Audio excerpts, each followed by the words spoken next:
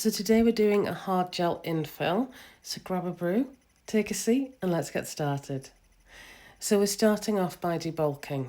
I am so mad at myself. I had the wrong e-file bit, and I'm a mobile tech, so I take the kit that I need, so I'm not carrying a load of stuff. And normally I have a spare one that's been cleaned, you know, kind of if I needed a slightly more coarse, but I only had a fine bit to take the colour off. Now, as you can see, it's taking it off, but it's not as quick as I would have liked, to be honest with you. It didn't half take its time to get this colour off. So yeah, I will definitely make sure I've got the right bit next time. Normally I use like a 5-in-1 kind of variable grit bit for this, and it just whizzes it straight off. It's dead easy, but this unfortunately just took a little bit longer. Now, because of the angle that I'm filming at, I will change it for next time. I haven't got all of the fingers in, but you will see the whole process in this video, so bear with me. I try and reduce a bit of the length at the minute, so I'm not doing a huge amount of filing towards the end, and then I'm going to go in and remove the rest of the colour. I will come back in a moment and let you know the next steps. And also, while I've got you, if I could ask you to like and subscribe and interact with the video, that would be amazing. And if you know anybody who does nails, anything like that, please feel free to share it to them, just because obviously I am trying to grow the channel, and your support is so appreciated.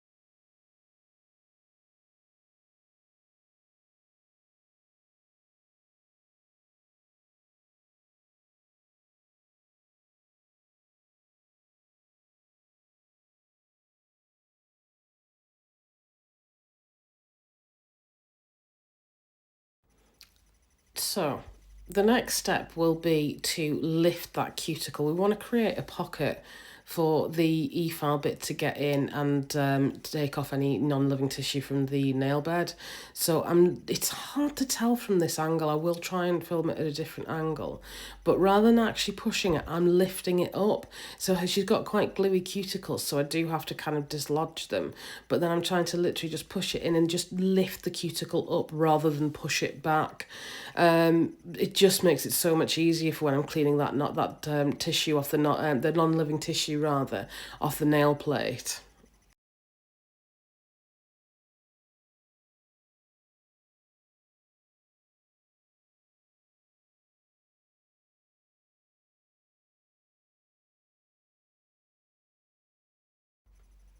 After that's done, you're going to go in with a flame bit, and I go in forward down the left hand side of the nail, and then I go in reverse down the right hand side of the nail. I'll do the left hand side of the whole hand first, and then I'll do the right hand side afterwards, so I'm not constantly kind of changing the direction on my e-file. Having an e-file with a direction on it will make such a difference to your services, because it's just so much quicker and easier, and you can perform manicures like this safely and effectively. I did used to go in reverse all the way around because I thought it was quicker, but actually it doesn't save you that much time, and you will struggle to get the angle that you need in order to effectively remove that cuticle and clean the nail plate.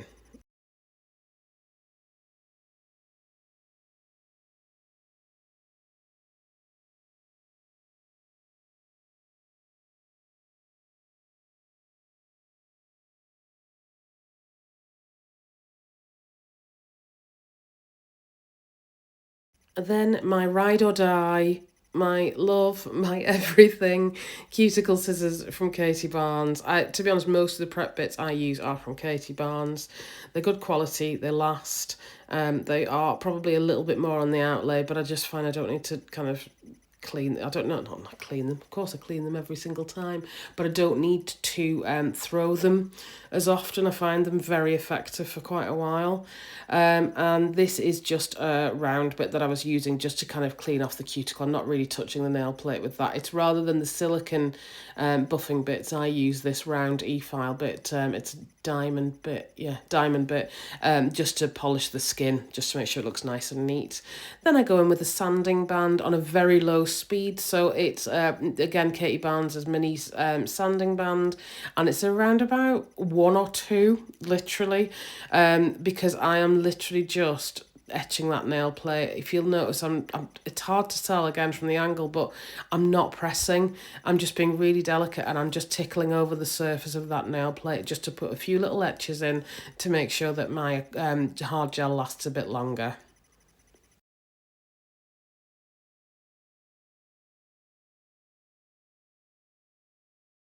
Next, it's a full dehydrate cleanse protein bond from Young Nails, and we're good to go in with the application in a moment.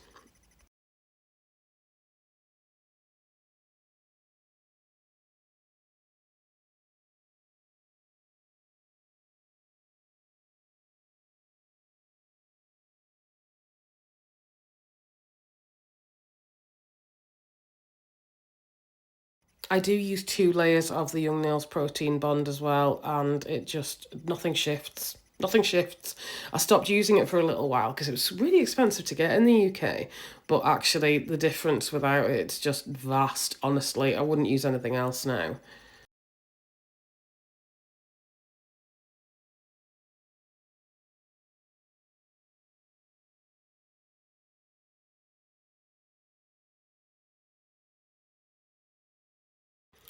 Then I go in with a base coat. So this is the microcrystal base coat from Jellifique.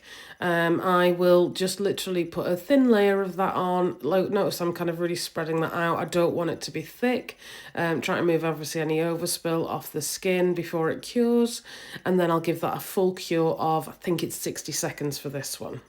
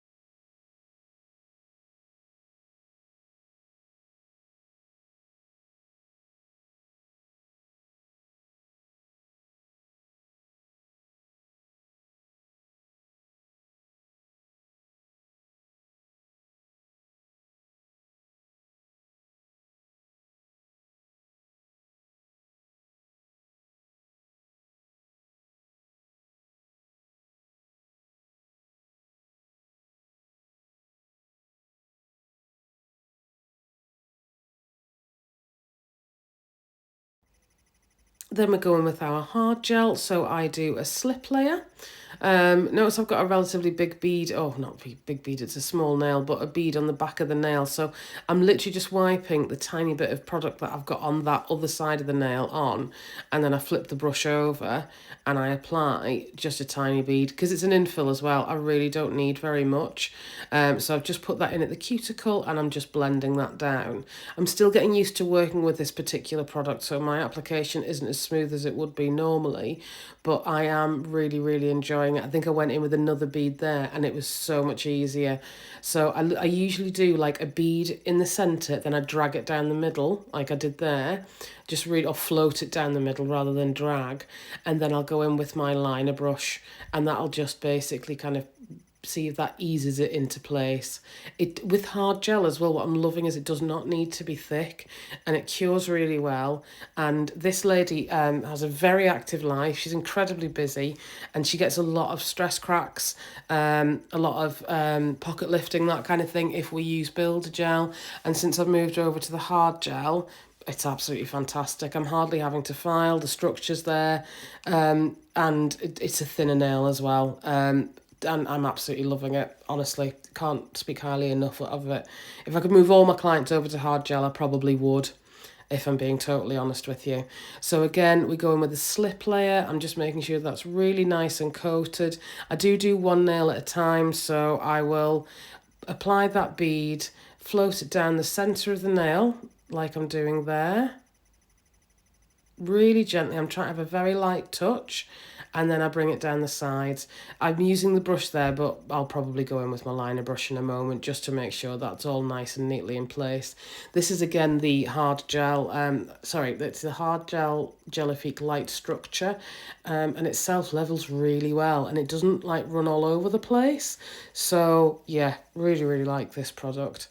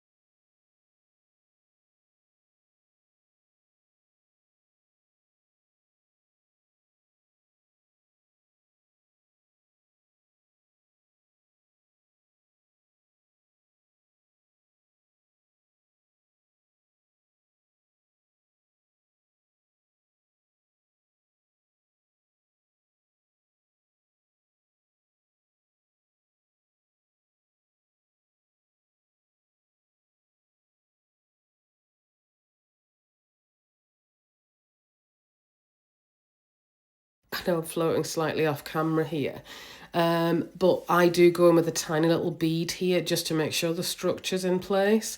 Now, you can do this either with a Thixotropic gel, or you can do it with the hard gel. So I've just got a tiny bead and I'm literally just placing that on just to make sure that's reinforced and the structure is there. So you'll notice I'm blending that back. And it's such a nice consistency. It doesn't run. So you'll see I'm not exactly rushing there. I'm working on the other side, I think, at the minute, but I've got enough time to work with it.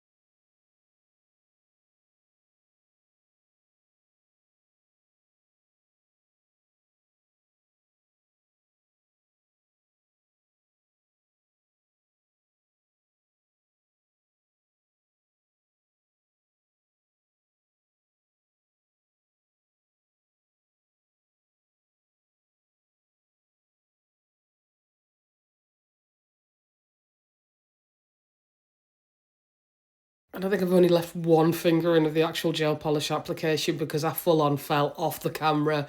It's like she went into space and I don't know what I was doing. So yeah, just basically using the Flirty Flamingo from Rockstar Nails and a liner brush just to make sure that's as far up to the cuticle as possible. I mean, look at that. What was I thinking? Anyway, this is the final look. I do hope you've enjoyed that. Thank you for watching. Bye now.